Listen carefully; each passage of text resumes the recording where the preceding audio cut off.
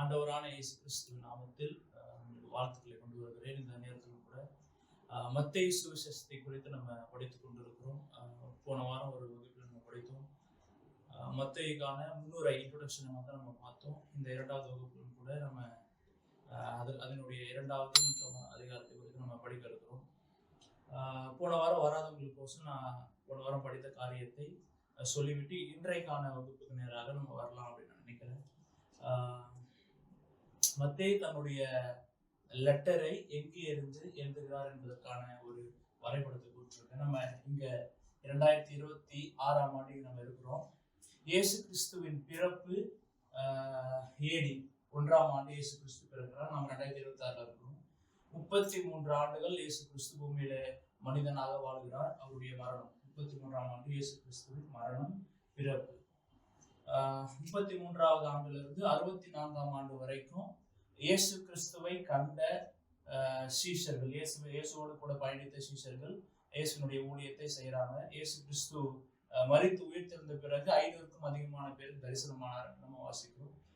அப்படிப்பட்ட இயேசு கிறிஸ்துடைய சீடர்கள் எல்லாரும் இந்த 64ஆம் ஆண்டுக்குள்ள அதிகமான நபர்கள் என்ன செய்யறாங்கன்னா மரித்து போறாங்க. அப்போஸ்தலனாகிய பவுல் கூட அந்த 64ஆம் ஆண்டுக்குள்ள என்ன செய்யறாங்கன்னா மரித்து போறாரு. சபையை வழி நடத்துவதற்கு அப்போஸ்தலர்கள், சீஷர்கள், அதிகமான நபர்கள் என்ன செய்யலாம்னா இல்லை. இப்படிப்பட்ட சூழ்நிலையில தவறான உபதேசம், இயேசுவை பற்றினதான மேசியாவை பற்றினதான தவறான கருத்துக்கள், உபதேசங்கள் சபைக்குள்ளாக இயேசுவை ஆண்டவராக தெய்வமாக ஏற்றுக்கொண்டவர்களுடைய மத்தியில யூதர்கள், பரிசேயர், சதுசேயர் போன்ற யூதர்கள் போய் சென்று தவறான போதனைகளை விசுவாசிகள் மத்தியிலே ஆண்டவரை இரட்சகராக கிறிஸ்துவாக ஏற்றுக்கொண்ட அப்படிப்பட்ட கிறிஸ்தவர்கள் மத்தியில் போயிட்டு தவறான உபதேசங்களை கிறிஸ்துவை பற்றி போதிக்கிறார். மத்தேயு என்ன செய்கிறார் என்றால், இங்க 70வது ஆண்டு எருசலேம் ஆலயம் ரோமர்களால் இடிக்கப்படுது. அதற்கு முன்பதாக இந்த புஸ்தகத்தை மத்தேயு எழுதியிருக்க வேண்டும். 66 சொல்லி ஒரு ஆண்டு நம்ம வைத்துக் கொள்வோம். 66ஆம் ஆண்டு மத்தேயு இங்க இருக்கிறார். 64 எல்லா அப்போஸ்தலர்களும் மறைக்கிறாங்க, அதிகமான அப்போஸ்தலர்கள். இதற்கு நடுவில் தான் மிகப்பெரிய உபதேச கோளாறை, உபதேச தெளிவு இல்லாமல் சபை திண்டாடியது. இப்படிப்பட்ட சூழ்நிலையில தான் மத்தேயு என்ன செய்கிறார் என்றால், குறிப்பாக யூத கிறிஸ்தவர்கள், யூதர்களா இருந்து இயேசுவை மேசியாவாக ஏற்றுக்கொண்ட கிறிஸ்தவர்களுக்கு தன்னுடைய அந்த லெட்டர், கடிதத்தை அவர் என்ன செய்யறாருன்னா எழுதுகிறார். இந்த கடிதத்துல நம்மளால ஒரு காரியத்தை தெளிவா புரிந்து கொள்ள முடியும். இயேசுவை எந்த வகையில எல்லாம் மேசியாவாக, கிறிஸ்துவாக காண்பிக்க முடியுமோ அவர் காண்பித்திருப்பார். உதாரணத்துக்கு முதல் அதிகாரத்தின்படி இயேசு கிறிஸ்து ஆபிரகாமின் குமாரன், தாவீதின் குமாரன். நம்மை போல இயேசு கிறிஸ்துவும் நம்முடைய வம்சாவளி, நம்முடைய குலத்தில் பிறந்ததான ஒரு ஆண்டவர் என்று சொல்லி முதல் அதிகாரத்தில் அவர் காண்பிப்பார். அதற்கான தீர்க்க தரிசன வசனங்களை கூட அவர் பழைய ஏற்பாட்டிலிருந்து எடுத்து உறுதிப்படுத்துவதை நம்மளால பார்க்க முடியும். 2வது அதிகாரத்தில் நம்ம பார்க்கும்போது புறஜாதிகள் மத்தியில் இருந்தான ஒரு நம்பிக்கை, புறஜாதிகளுக்கும் ஒரு எதிர்பார்ப்பு இருந்தது. யூதர்கள் எங்களை ஆண்டார்கள் என்றால், ரோமர்கள் உலகத்தை அந்த நாட்கள் ஆண்டாங்க. ரோமர்களை விட யூதர்கள் எங்களை ஆட்சி செய்தார்கள்னா எங்களுக்கு எப்படிப்பட்ட இருக்கும்னா, எங்களுக்கு நல்ல நீதி உள்ள, நேர்மை உள்ள, நியாயம் உள்ள ஒரு அரசாங்கம் இருக்கும். ரோமர்கள் ரொம்ப கொடுமையான காரியங்களை செலுத்தி வரி, இப்படிப்பட்ட காரியங்களை ஜனங்கள் மேல அழுத்தியதுனால புற யூதர்கள் அல்லாத மக்களும் கூட இஸ்ரவேல் ராஜ்யத்தை அவங்க என்ன செய்யணும் எதிர்பார்த்தாங்க. ஆகவேதான் கிழக்கிலே இருக்கிற ஜனங்கள் யூதருக்கு ராஜாவாய் பிறந்திருக்கிற ஒருவரை தேடி வருகிறதை நம்ம என்ன செய்யணும்னா பார்க்கணும். அவர்களுக்குள்ள இருந்ததான ஒரு நம்பிக்கை, ஒரு எதிர்பார்ப்பு. இயேசு கிறிஸ்து வெறும் யூதர்களுக்கான தேவன் மட்டுமல்ல, அவர் எல்லாருக்குமான தேவன் என்பதை 2வது அதிகாரத்துல பார்க்கிறோம். 2வது அதிகாரத்திலும் அதற்கான பழைய ஏற்பாட்டில் இருக்கிற வசனங்களை அவர் என்ன செய்வார்னா கொண்டு வந்து மத்தேயு இணைப்பார். ராகேல் தன் பிள்ளைகளுக்காக அல்லது அவைகள் இல்லாதபடினால ஆறுதல் அடையாது இருக்கிறார். இப்படி அநேக வசனங்கள் இயேசு கிறிஸ்துவனுடைய ஆரம்ப காலத்தில் நடந்த காரியங்களை சொல்லுவார். அவர் என்னுடைய குமாரனை எகிப்திலிருந்து வரவழைத்து, இப்படி சொல்லி அநேக காரியங்கள் என்ன செய்வார். இயேசு கிறிஸ்துவனுடைய இளமை, இயேசு குழந்தையா இருக்கும்போது நடந்த காரியங்களை கொண்டு வந்து அவர் என்ன செய்வார்னா இணைப்பார். சரி, இப்ப மத்தேயு தன்னுடைய புஸ்தகத்தை 66ஆம் ஆண்டு என்ன செய்கிறார் என்றால் அவர் எழுதுகிறார். அதிகமான அப்போஸ்தலர்கள், சீஷர்கள் இல்லை. இந்த காரியத்தை நம்ம மைண்ட்ல வைத்துக் கொள்வோம். இந்த சூழ்நிலையில இயேசுதான் மேசியா என்று யூதர்கள் நம்ப வேண்டும் என்று சொல்லி இந்த கடிதத்தை எழுதுகிறார். ஏன்னா பரிசேயர் சதுசேயர் போன்றவர்கள் எப்படிப்பட்ட மேசியாவை எதிர்பார்த்தாங்கன்னா, எங்களை அரசியல் ரீதியாக ரோமர்களுடைய கைகளிலிருந்து எங்களை மீட்டெடுத்து எங்களுக்கு ஒரு ராஜ்யத்தை என்ன செய்ய வேண்டும், தர வேண்டும் என்று சொல்லி அப்படிப்பட்ட ஒரு மேசியாவை எதிர்பார்த்தாங்க. ரோமர்கள் கைகளிலிருந்து விடுதலையாக்க வேண்டும் என்று சொல்லி எதிர்பார்த்தாங்க. ஆனால் பரலோகத்தின் தேவனுடைய திட்டம் என்ன? ரோமர்களுடைய கைகளிலிருந்து விடுதலையாக்குவதை காட்டிலும் பாவத்திலிருந்து மனிதர்கள் விடுதலையாக வேண்டும் என்பதை அதிகமாக என்ன செய்தார் என்றால் விரும்பினார். ஆகவே இயேசுவின் பெயருடைய பொருள் என்ன? அவர் தன்னுடைய ஜனங்களை பாவங்களிலிருந்து ரட்சிப்பார். பரலோகத்தின் தேவன் நம்முடைய ஆண்டவர் நாம் பாவத்திலிருந்து விடுதலையாக வேண்டும் என்பதை அதிகமாக விரும்புகிறார், மனிதர்களுடைய கைகளிலிருந்து விடுதலையாவதை காட்டிலும். இங்க 66ஆம் ஆண்டு மத்தேயு எழுதுகிறார். அவருடைய நோக்கம் என்ன? இயேசுவை மேசியாவாக காண்பிக்க வேண்டும். இதுதான் முதல் 2 அதிகாரம். போன வகுப்புல பார்த்தோம். இன்னைக்கான வகுப்புக்கு நேராக நம்ம வரலாம். 3ஆம் அதிகாரம் 2ஆம் அதிகாரத்துக்கும் 3ஆம் அதிகாரத்துக்கும் ஏறத்தாழ 25 முதல் 28 ஆண்டுகள் என்ன செய்யும், இடைவெளி இருக்கும். 28 ஆண்டுகள் இடைவெளி. 3ஆம் அதிகாரம் முதல் வசனத்துல வாசிக்கிறோம். அந்நாட்களில் யோவான் ஸ்நானன் யூதேயாவின் வனாந்திரத்தில் வந்து மனம் திரும்புங்கள், பரலோக ராஜ்யம் சமீபித்திருக்கிறது என்று பிரசங்கம் பண்ணினார். யோவான் ஸ்நானனுடைய பிரசங்கத்தின் முழு கோர், யோவான் ஸ்நானனுடைய செய்தியின் பொருளே என்னவென்றால் மனம் திரும்புங்கள். ஏசாயா சொல்வார், கர்த்தருக்கு வழி ஆயத்தப்படுத்துங்கள், அவருக்கு பாதையை செவை பண்ணுங்கள். நம்முடைய ஆண்டவர் வரப்போகிறார், அவருக்கு என்று சொல்லி வழியை எப்படி ஆயத்தப்படுத்த வேண்டும்? மனம் திரும்புவதே கர்த்தருக்கு வழியை ஆயத்தப்படுத்துவது, நம்முடைய பாதைகளை செவை பண்ணுவது என்னவென்றால் மனம் திரும்புவதே. மனம் திரும்புவது என்ற வார்த்தைக்கு கிரீக் மொழியில மெட்டனோயோ என்ற ஒரு வார்த்தை பயன்படுத்தப்பட்டிருக்கு. அதற்கான அர்த்தம்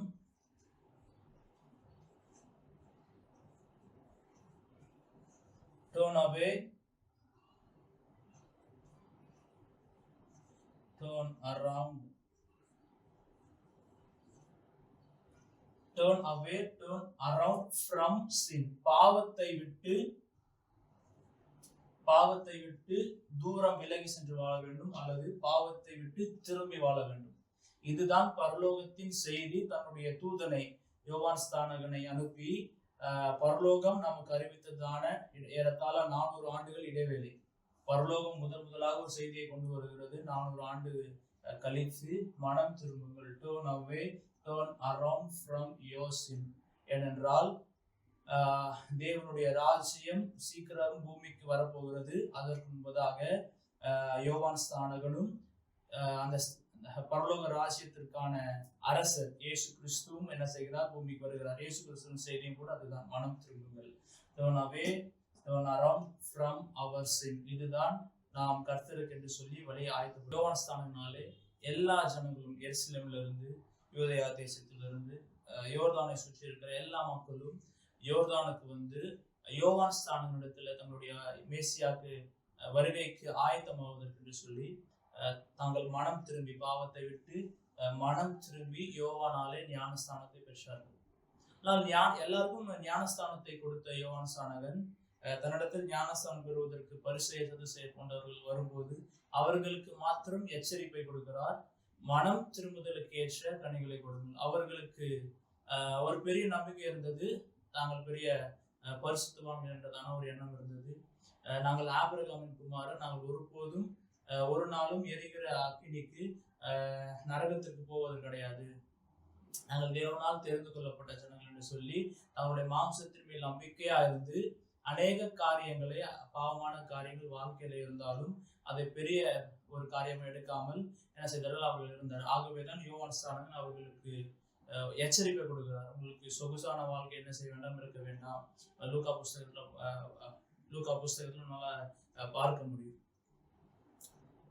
அவங்க எச்சரிப்பு செய்தி என்ன? இப்போதே கோடாரியானது மரங்களின் வேர் அருகே வைக்கப்பட்டிருக்கிறது, ஆகையால் நல்ல கனி கொடாத மரங்கள் வெற்றுண்டு அக்கினியிலே போடப்படும். நீங்கள் மனம் திரும்பி என்ன செய்ய வேண்டும்? நல்ல கனிகளை கொடுக்க வேண்டும். நல்ல கனிகள் கொடுக்காத பட்சத்தில், நல்ல பலனை நல்ல காரியத்தை நாம் கொடுக்காத பட்சத்தில் மேசியா வரும்போது உங்களை என்ன செய்வார் என்றால், அவர் குறித்திருக்கிற நாளிலே உங்களை வெட்டுண்டு அக்னியிலே போடுவார்னு சொல்லி ஒரு ஒப்பனையான ஒரு காரியத்தை என்ன செய்கிறார் என்றால் அவர் சொல்லி அவர்களுக்கு எச்சரிப்பை அவர் கொடுக்கதை பார்க்க முடியும். இந்த யோவான் ஸ்நானகன் மேசியாவை, இயேசு கிறிஸ்துவை எப்படியாக அறிமுகப்படுத்துகிறார் என்றால், அவருடைய கையிலே ஒரு தூற்று கூட இருக்கிறதாக அவர் என்ன செய்கிறார், அறிமுகப்படுத்துகிறார். அதை தொடர்ந்து இயேசு கிறிஸ்து தான் நமக்கு பரிசுத்த ஆவியினாலே ஞானஸ்தானத்தை கொடுக்கிறதான ஆண்டவர் என்று சொல்லி அறிமுகப்படுத்துகிறார். அதை தொடர்ந்து மத்தேயு 13ஆம் வசனம் இருந்து 3ஆம் அதிகாரம் 13ஆம் வசனத்திலிருந்து 4ஆம் அதிகாரம் 12ஆம் வசனம் வரைக்கும் இயேசு கிறிஸ்துனுடைய தாழ்மையையும் பொறுமையையும் அவருடைய மனுஷீக அந்த காரியத்தை நல்லா என்ன செய்ய முடியும்னா பார்க்க முடியும். இயேசு கிறிஸ்து ஞானஸ்தானத்தை பெறும்படியாக யோவான் ஸ்தானம் இடத்துல என்ன செய்யறாருன்னா, அவர் நாசரேத்தை விட்டு கலிலேயா விட்டு யோர்தான் இடத்துல யோவான் ஸ்தானம் இடத்துல வந்து அவர் ஞானஸ்தானம் பெறும்படி வருகிறார். இயேசு கிறிஸ்து ஒரு தேவாதி தேவனா இருந்தாலும் சாதாரண ஒரு மனுஷர்களை போல அவர் என்ன செய்தார் என்றால் தன்னை காண்பித்தார்.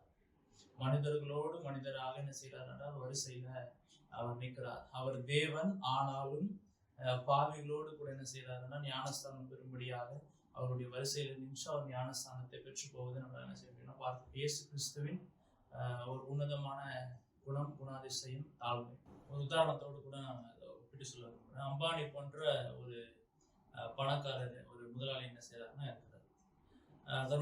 தன்னிடத்தில் பணிபுரிகிறதான லேபர்ஸ்னால, இந்த வேலைக்காரர்கள்னால மிகப்பெரிய லாபம் என்ன செய்யறதுன்னா அவர் பிசினஸ்ல கிடைக்குது. அந்த பிசினஸ்ல லாபம் கிடைக்கிறதுனால தன்னிடத்தில் வேலை செய்த எல்லா லேபர்ஸ்க்கும் அவர் வீட்டில் அழைத்து மிகப்பெரிய ஒரு பார்ட்டி செஞ்சு அவங்க என்ன செய்யறாருன்னா ஒரு நல்ல ட்ரீட் தராரு. அவர்களுடைய திறமையினால அவருக்கு லாபம் கிடைத்தது, அதிகமான லாபம் கிடைத்தது. ஆகவே என்ன செய்யறாருன்னா அவர் நல்ல பார்ட்டி அரேஞ்ச் பண்றாரு. பார்ட்டி அரேஞ்ச் பண்ணி எல்லாம் அந்த வேலைக்காரர்கள் என்ன செய்யறாங்க, ரொம்ப சந்தோஷமா நல்லா குடிச்சுலாம் இருக்கிறாங்க. தகப்பன் என்ன செய்ய மறந்துட்டாருன்னா, யார் தன்னுடைய மகன் என்பதை அறிமுகப்படுத்த மறந்துவிட்டார். ஆகவே அந்த வேலைக்காரன் என்ன செய்யறாருன்னா, அவருடைய மகனை பார்த்து எங்களுக்கு குடிப்பதற்கு இன்னொரு ஜூஸ் கொண்டு வா அப்படின்ற மாதிரி என்ன செய்யறாங்கன்னா சொல்லிட்டாங்க. அந்த மகனால இந்த காரியத்தை ஏற்றுக்கொள்ள முடியல. அவருடைய செல்ஃப் இமேஜ், செல்ஃப் ரெஸ்பெக்ட், இந்த மரியாதை என்ன செய்யறோம்னா எனக்கு நீங்க கொடுக்கலன்னு சொல்லிட்டு அவர் மிக கோபம் அடைந்து அந்த பார்ட்டி என்ன செய்யறாருன்னா, பார்ட்டி ரொம்ப சந்தோஷமா போயிட்டு இருக்கு, பார்ட்டி என்ன செய்ய நடுவில் போயிட்டு நிறுத்தி தடுக்கிறார். நீங்க எனக்கு போதுமான மதிப்பையும் மரியாதையும் உங்களுடைய வேலைக்காரர்கள் ஊழியக்காரர் மத்தியில் நீங்க என்ன செய்யல, நீங்க எனக்கு கொடுக்கலன்னு சொல்லிட்டு அந்த பார்ட்டியை என்ன செஞ்சிட்டாருன்னா ஒரு நிறுத்துற அளவுக்கு ஒரு இடையூறாக அந்த மகன் இருந்ததாக நம்ம பார்க்கிறோம். ஆனால் இயேசு கிறிஸ்துடைய வாழ்க்கையை பார்க்கும்போது அதற்கு அப்படியே ஆப்போசிட். இயேசு கிறிஸ்து தேவாதி தேவன், 100% மனிதன், அதே நேரத்தில் 100% அவர் தேவன். அப்படிப்பட்ட ஆண்டவர் இந்த யோர்தான் நதியில் ஞானஸ்தானம் பெறும்படி வருகிறார். எந்த மனிதர்களும் அவர் தேவன் என்பதை அறிந்து கொள்ளவே இல்லை. அவர் சாதாரண மனிதனை போல அவர் வந்து பாவம் செய்யாத, பாவம் அறியாத அவர் யோர்தான் நதியில் யோவான் ஸ்நானத்தினால் என்ன செய்கிறார் என்றால் ஞானஸ்தானம் பெறுகிறார். ஒரு மனிதர்களும் அவர்தான் தேவகுமாரன் என்பதை அறிந்து கொள்ளவே இல்லை. ஏறத்தாழ 30 ஆண்டுகள் ஆனது. 30 ஆண்டுகளும் அவர் என்ன செய்தார் என்றால் தன்னுடைய குடும்பத்திற்கென்று கீழ்ப்பட்டிருந்தார். அப்படி செய்ய வேண்டிய கடமைகளை செய்தார். இயேசு கிறிஸ்துனுடைய தாழ்மையினுடைய உயரம் அதுதான். யோவான் ஸ்நானகன் எடுத்து இயேசு கிறிஸ்து சொல்கிறார், இப்படி எல்லா நீதியையும் நிறைவேற்றுவது. ஞானஸ்தானம் எடுத்தது ஒரு நீதி. குடும்பத்திற்கு அவர் தேவகுமாரனாக இருந்து கீழ்பட்டிருந்தது, செய்ய வேண்டிய கடமைகளை செய்தது. இதெல்லாம் இயேசு கிறிஸ்து நிறைவேற்றினதான நீதி. அவருடைய ஈகோ ஞானஸ்தானம் பெறுகிற வேலை என்ன செய்யப்பட்டதுன்னா டெஸ்ட் பண்ணப்பட்டது. அவருடைய அந்த நான் யார் என்ற என்னுடைய பொசிஷன், என்னுடைய நிலை என்ன, நான் தேவன், நான் ஏன் இப்படி இருக்க வேண்டும் என்று சொல்லி அந்த மனுஷிகத்துல என்ன வரும்னா அந்த ஈகோ வரும். அதெல்லாம் இயேசு கிறிஸ்து என்ன செய்தார் என்றால் தாழ்த்தி தாழ்மையோடு கூட ஞானஸ்தானத்தை பெற்று போகிறார். பிதாவாகிய தேவன் இயேசு கிறிஸ்து என்ன செய்கிறார்? 17ஆம் வசனத்தில் வாசிக்கிறோம், வானத்திலிருந்து ஒரு சத்தம் உண்டாகி, இவர் என்னுடைய நேசகுமாரன், இவரில் பிரியமா இருக்கிறேன் என்று சொல்லி வானத்திலிருந்து ஒரு சத்தம் வந்ததற்கு காரணம் அவருடைய தாழ்மை. அவரை ஒருவரும் தேவகுமாரன் என்று அங்கீகரிக்கவில்லை. பரலோகத்தின் தேவன் கிறிஸ்து தன்னை தாழ்த்தினதினாலே அவர் வானத்திலிருந்து என்ன செய்தார்? இவர்தான் என்னுடைய நேசகுமாரன், இவருடைய வாழ்க்கையில் நான் என்ன செய்கிறேன்? மிகவும் பிரியமா இருக்கிறேன் என்று சொல்லி நம்முடைய தேவாதி தேவன் தன்னுடைய குமாரனான இயேசு கிறிஸ்து என்ன செய்கிறார் என்றால் அவருடைய வாழ்க்கையில் சந்தோஷப்படுகிறதை நம்ம வாசிக்கிறோம். அதை தொடர்ந்து நம்ம பார்க்கும்போது இயேசு கிறிஸ்துவனுடைய இரண்டாவது தாழ்மையான காரியத்தை நம்ம என்ன செய்ய முடியும்னா பார்க்க இயேசு கிறிஸ்து 40 நாள் பிசாசினால் என்ன செய்கிறார் என்றால் அவர் சோதிக்கப்படுகிறார். அந்த நாட்களில் அவர் ஒன்றும் சாப்பிடவில்லை, தண்ணீரும் குடிக்கல, அப்பமும் உணவு என்ன செய்யலன்னா அவர் சாப்பிடவில்லை. அப்படி 40 நாள் அவர் உபவாசமா இருக்கிற அந்த வேலையில தான் பிசாசானவன் என்ன செய்யறாருன்னா இயேசு கிறிஸ்துவ 40 நாளும் சோதித்தார் என்று சொல்லி லூக்கா புஸ்தகத்துல நம்ம வாசிக்க முடியும். 40 நாள் அவர் சோதிக்கப்பட்டார் என்று சொல்லி இயேசு கிறிஸ்து சோதிக்கப்பட்ட அந்த நாட்களில 3 விதமான சோதனையோடு கூட இயேசு கிறிஸ்துவ பிசாசு தாக்குறான். முதல் 2 சோதனை ஈகோ சம்பந்தப்பட்டதான ஒரு காரியம். நீர் தேவனுடைய குமாரனே ஆனால் இந்த கல்லை அப்பமாக்கி சாப்பிட வேண்டும், நீர் தேவனுடைய குமாரனா இருந்தால் எருசலேம் ஆலயத்திலிருந்து கீழே குதிக்கும். இந்த 2 சோதனையும் அவருடைய ஈகோவை டச் பண்ற ஒரு காரியம். நீர் தேவனுடைய குமாரன், நீர் தேவன், நீர் ஏன் மனுஷனாக இவ்வளவு கஷ்டப்பட வேண்டும்? இந்த 40 நாளும் பசியும் பட்டினியுமாக இந்த வனாந்திரத்தில் மிருகங்கள் நடுவே நீ சஞ்சரிக்க வேண்டும். நீர் தேவ குமாரனா இருந்தால் இந்த கல்லை அப்பமாக்கி சாப்பிடும். இயேசு கிறிஸ்து நம்ம இன்னொரு காரியத்தை கொடுத்தோம்னா இயேசு கிறிஸ்து மாம்சத்துல இருக்கிறாரு. நம்மை போன்ற உணர்வு எல்லா உணர்வுகளும் அவருக்கு உண்டு. பிசாசு இயேசு கிறிஸ்துவை சோதிக்கும் போது அவருக்கு எப்படி இருந்திருக்கும்? மாம்சம் கொஞ்சம் எழும்பி இருக்கும். ஆனா இயேசு கிறிஸ்து மிகவும் பொறுமையாக, மனிதன் சாப்பிடுவதனால் அப்பத்தினால் மட்டுமல்ல, மனிதன் உயிர் வாழ்வதற்கு காரணம் தேவனுடைய வார்த்தை.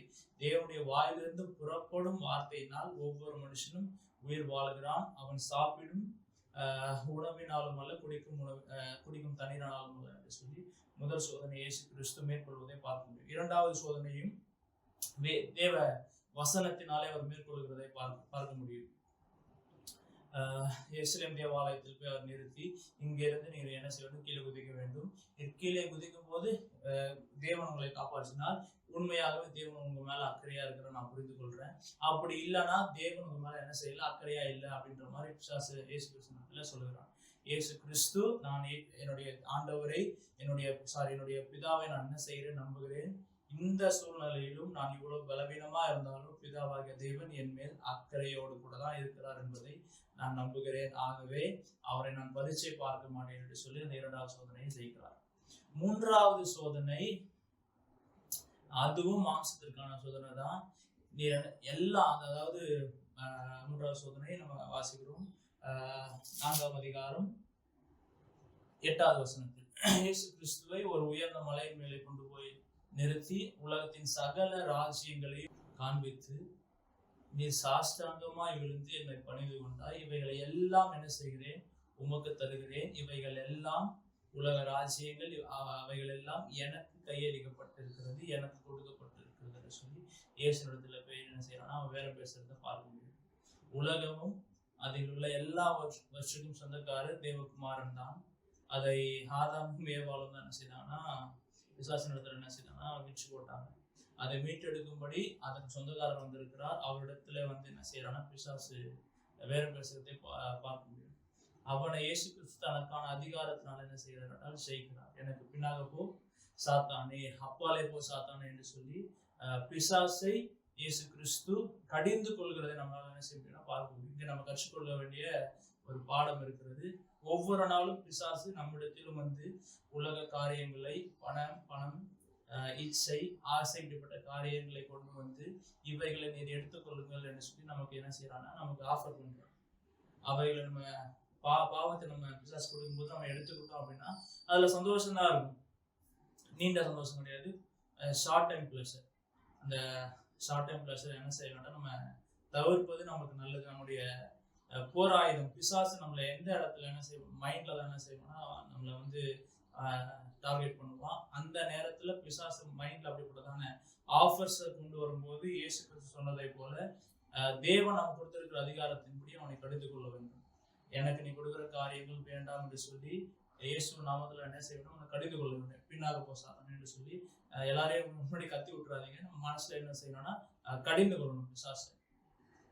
சரி, 3ஆம் அதிகாரம் 13ஆம் வசனத்திலிருந்து 4ஆம் அதிகாரம் 12ஆம் வசனம் வரைக்கும் இயேசு கிறிஸ்துவின் தாழ்மை, ஞானஸ்தானத்தையும் அவர் சோதிக்கப்படுகிற அந்த வேளையிலும் இயேசு கிறிஸ்து மிகவும் பொறுமையாயிருந்து மாம்ச காரியங்கள் எழும்பாமல் தன் தாழ்மையையும்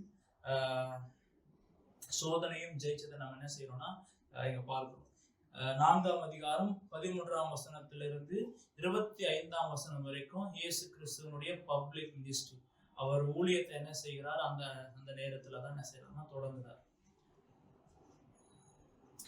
4ஆம் அதிகாரம் 17ஆம் வசனத்தில் இயேசு கிறிஸ்துவனுடைய செய்தியின் ஆரம்பம். இயேசு கிறிஸ்துவின் செய்தியும் யோவான் ஸ்நானகனை போல மனம் திரும்புங்கள், பரலோக ராஜ்யம் சமீபித்திருக்கிறது. ஒரு காரியத்தை நம்ம எல்லாரும் புரிந்து கொள்ள வேண்டும். பரலோகம் இன்று வரைக்கும் எல்லா மனிதர்களிடத்தில் மேலும் வைக்கிற ஒரே கோரிக்கை, ஒரே செய்தி. நம்ம தினந்தோறும் அல்லது வாரந்தோறும் தேவனுடைய வார்த்தையை கேட்டாலும், பல விதமான வார்த்தைகளை கேட்டாலும், அந்த எல்லா வார்த்தையும் ஒரு வார்த்தைக்கு கீழே அடங்கும் அப்படின்னு சொன்னா இந்த வார்த்தை தான், மனம் திரும்புவோம், மனம் திரும்புங்கள். பரலோகத்தின் செய்தி இன்று வரைக்கும் துணித்து கொண்டே இருக்கிறது. அதனுடைய எக்கோ இன்று வரைக்கும் இருக்கிறது. அது என்ன? நாம் மனம் திரும்ப வேண்டும். தேவனுடைய ராஜ்யத்தை நாம் சீக்கிரம் நம்முடைய கண்கள் என்ன செய்ய போகிறது, காணப்போகிறது. அதற்கு முன்பதாக நாம் நம்முடைய ஆண்டவருக்கு என்று சொல்லி வழியையும் பாதையும் நம்முடைய வாழ்க்கையில் ஆயத்தை செய்ய வேண்டும். அது மனம் திரும்புவதே. சரி, அதை தொடர்ந்து இயேசு கிறிஸ்துவின் சீடர்களை இயேசு கிறிஸ்து தேர்ந்தெடுப்பதை, 4 சீடர்களை இயேசு கிறிஸ்து தேர்வு செய்கிறார், தேர்ந்தெடுக்கிறார். பேதுரு, அந்திரேயா, யோவான், யாக்கோபு, இவர்கள் 4 பேரும் மீன் பிடிக்கிறதான நபர்கள். அவர்களை தேடி சென்று அந்த 4 பேரை என்ன செய்யறாருன்னா தேர்ந்தெடுக்கிறார். நீங்கள் என்ன செய்யுங்க, பின்பற்றி வாருங்கள் என்று சொல்லி இந்த 4 பேரையும் இயேசு கிறிஸ்து தேர்ந்தெடுக்கிறார். அவர்கள் இருக்கிறதான இடத்துல சென்று நம்ம பிற புஸ்தகத்துல வாசிக்க முடியும். எப்படி பேதுருடைய அந்த குறைவில் இயேசு கிறிஸ்து சென்று அதை நிறைவாக்கி, நீ இது முதல் மீனை அல்ல, இது முதல் மனுஷரை பிடிக்கிறவனாக நான் உன்னை மாற்றேன் என்று சொல்லி பேதுருவையும் அழைப்பதை பார்க்க முடியும். யோவானே என்ன செய்யறார், அதை தொடர்ச்சியாக அழைக்கிறார். அதற்கு கீழாக நம்ம பார்க்கும்போது இயேசு கிறிஸ்து தன்னை முதல் முறையாக ஜனங்கள் அறிய எல்லா அற்புதங்களையும் அடையாளங்களையும் செய்கிறத என்ன செய்ய முடியும்னா நம்ம பார்க்க முடியும். 25ஆம் வசனம் கடைசி வசனத்துல நம்ம வாசிக்கிறோம், எல்லா ஜனங்களும் கிறிஸ்து அரசர் செய்கிற அந்த ராஜா கர்த்தராகிய தேவன் செய்கிற அற்புதத்தை பார்த்து கண்டு கலிலேயா, தெக்கப்போலி, யூதேயா தேசத்தில் இருக்கிற எல்லா ஜனங்களும் இயேசுவுக்கு பின் சென்றார்கள். அதற்கு மேல நம்ம வாசித்தோம், 4 சீசர்களை இயேசுவை சென்று அவர்களை தேர்ந்தெடுத்து அவர்கள் அழைத்து வந்தார். சில பேர் அற்புதத்தை பார்த்து என்ன செஞ்சாங்கன்னா இயேசுவை பின்பற்றி போனாங்க. இந்த இடத்துல நமக்கு ஒரு நல்ல லெசன் இருக்கிறதாக நான் பார்க்கிறேன். பேதுருனுடைய வாழ்க்கையிலே இயேசு இடைப்பட்டு அற்புதத்தை செய்துதான் என்ன செய்தார்னா பேதுருவை அழைத்து வந்தாலும், பேதுரு கடைசி வரைக்கும் அற்புதத்தினால என்ன செய்யல, இயேசு கிறிஸ்துவை பின்பற்றி 3 நீண்ட ஆண்டுகள் இயேசு கிறிஸ்துவோடு கூட வெறும் அற்புதத்திற்காக இல்லை, அதை தாண்டி அவரை ஒரு மேசியாவாக, அவரை ஒரு ரப்பியாக ஏற்றுக்கொண்டு எல்லாவற்றையும் விற்று இயேசுவை பின்பற்றினார்கள். ஆனா இவர்கள் நம்ம 25ஆவது வசனத்துல பார்க்கிற ஜனங்கள் இயேசு கிறிஸ்துவோடு ரொம்ப தூரம் பயணிக்கவில்லை. அற்புதத்திற்காக வந்தாங்க. அற்புதத்திற்காக வந்த அவர்கள் என்ன செஞ்சிருக்கோம்னா மனம் திரும்பி இன்னும் இயேசு என்ன செய்திருக்க வேண்டும், மேசியாவை பின்பற்றிருக்க வேண்டும். ஆனால் அவர்கள் அற்புதம், அடையாளம், நன்மைக்காக, உணவுக்காக மாத்திரம் இயேசுவுக்கு என்ன செய்தாங்கன்னா தேடி வந்தாங்க. அவருடைய நிலை அதன் பிறகு என்னன்னா,